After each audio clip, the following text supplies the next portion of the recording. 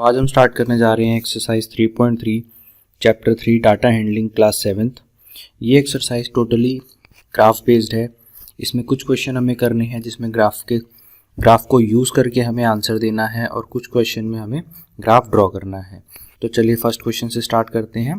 First question में दिया गया है use the bar graph to answer the following question. हमें कुछ एक बार ग्राफ दिया हुआ है और इसके थ्रू हमें कुछ क्वेश्चंस को आंसर करना है।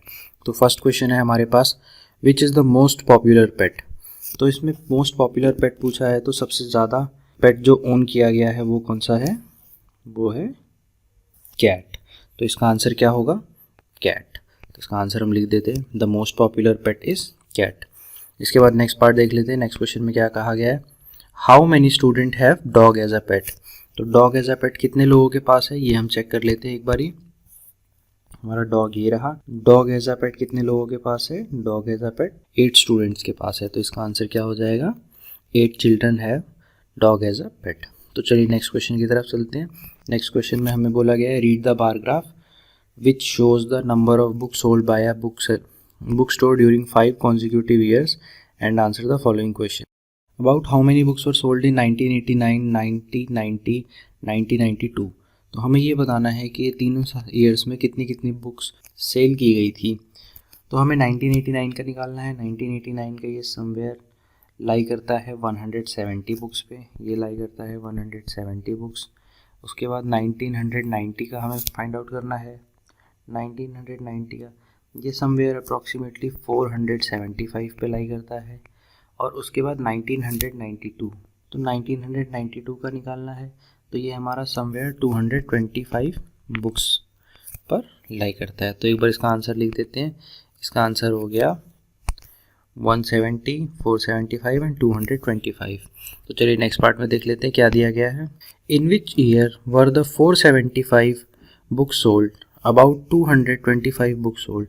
तो हमसे पूछा गया है कि कौन से ईयर में 475 बुक सोल्ड हुई थी और कौन से ईयर में 225 बुक सोल्ड हुई थी। तो अभी हमने ऊपर ही फाइंड आउट किया है कि 475 बुक्स जो थी वो 1990 में सेल हुई थी और उसके बाद 225 1992 में।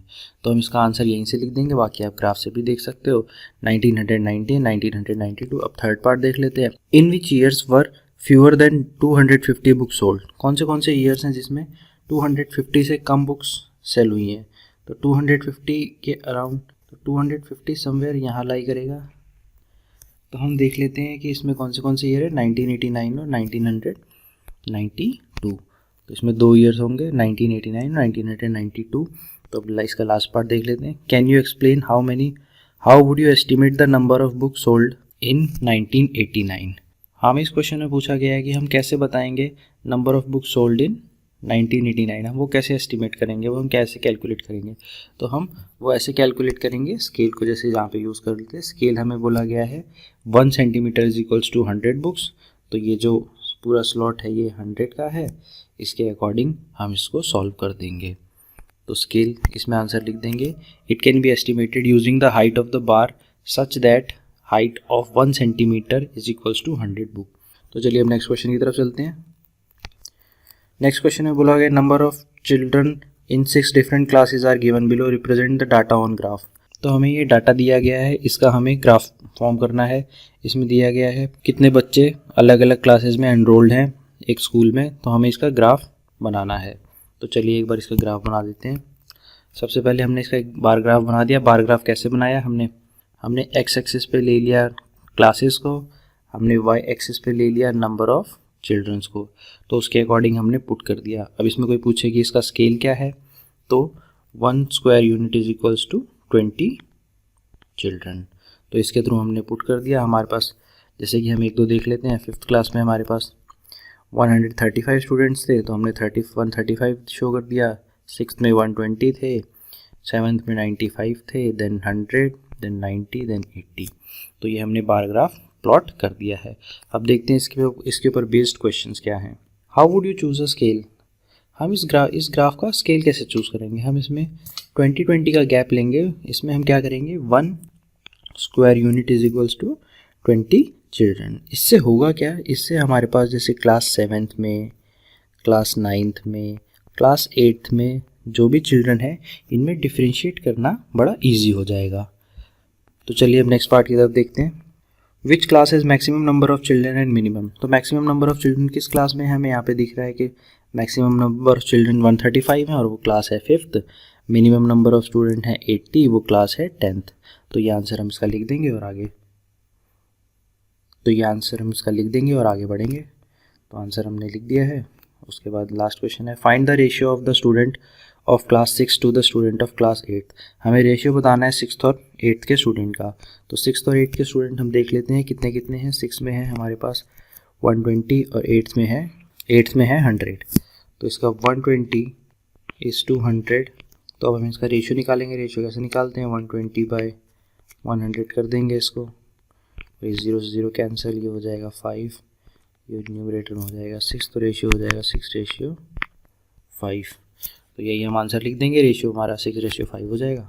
तो आंसर क्या आ गया हमारा 6:5। तो चलिए नेक्स्ट क्वेश्चन की तरफ चलते हैं।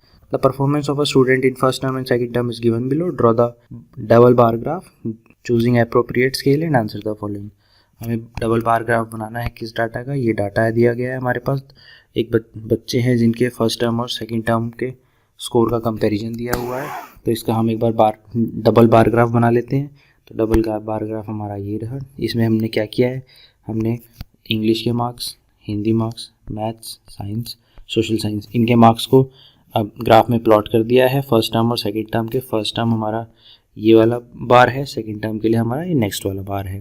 तो हमने ये पुट कर दिया है। अब चलिए एक बार देख लेते हैं क्वेश्चंस क्या हैं। In which subject the child has improved his performance the most.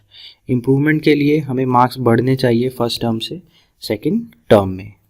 तो अब यहाँ पे देख लेते हैं सबसे ज़्यादा इम्प्रूवमेंट किस सब्जेक्ट में हुई है।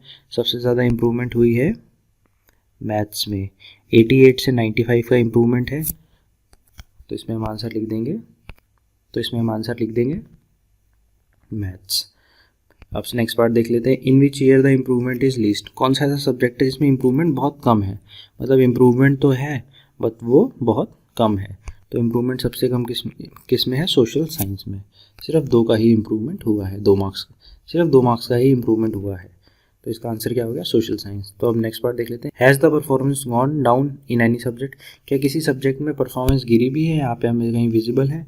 यस, हिंदी में जो परफॉर्मेंस है वो गिरी भी है। 72 से मार्क्स हो गए 65। तो इसका आंसर हम लिख देंगे इन हिंदी।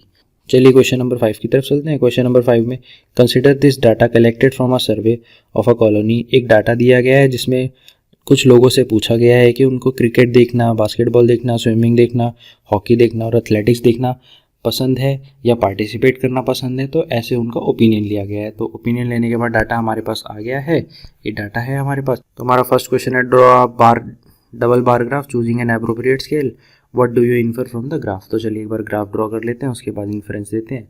इसमें हमने ग्राफ ड्रॉ कर लिया और ग्राफ ड्रॉ करके हमें क्या पता चला है कि सबसे ज़्यादा लोग क्या प्रेफर करते हैं, सबसे ज़्यादा लोग क्रिकेट देखना पसंद करते हैं और एथलेटिक्स को देखना और पार्टिसिपेट करना और देखना बहुत कम पसंद करते हैं। तो चलिए नेक्स्ट क्वेश्चन देख लेते हैं। नेक्स्ट क्वेश्चन में विच स्पोर्ट्स इज़ मोस्ट पॉपुलर।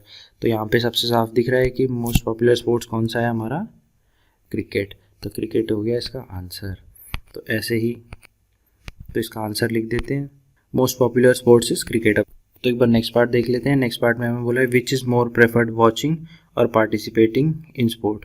तो क्या लोग प्रेफर कर रहे हैं, देखना पसंद कर रहे हैं या फिर पार्टिसिपेट करना पसंद कर रहे हैं। तो डाटा से हमें नज़र ही आ रहा है कि जो हमारे लोग हैं वो सिर्फ देखना ज़्यादा पसंद करते हैं इन कंपैरिजन टू पार्टिसिपेट करना। तो watching is more preferred than participating. तो चलिए हम नेक्स्ट क्वेश्चन की तरफ चलते। नेक्स्ट क्वेश्चन में हमें मिनिमम और मैक्सिमम टेम्परेचर दिया गया है, उसका डाटा हमारे पास गिवन है। अब इस डाटा का हमें बोला गया है डबल बार ग्राफ बनाने के लिए। चलिए एक बार बार ग्राफ बना के देख लेते हैं। ये हमारे पास बार ग्राफ आ गया है।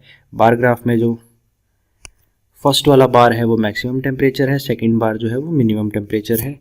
और एक्स एक्सिस पे हमने सारी सिटीज़ के नाम लिख दिए हैं और वाई एक्सिस पे हमने टेम्परेचर को प्लॉट कर दिया है।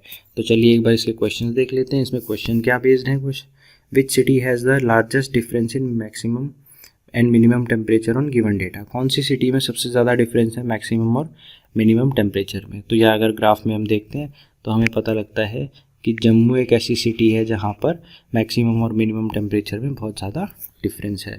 तो इसका आंसर हो जाएगा Jammu has the largest difference of minimum and the maximum temperature on a given date. तो चलिए नेक्स्ट पार्ट देख लेते हैं। Which is the hottest city and which is the coldest city.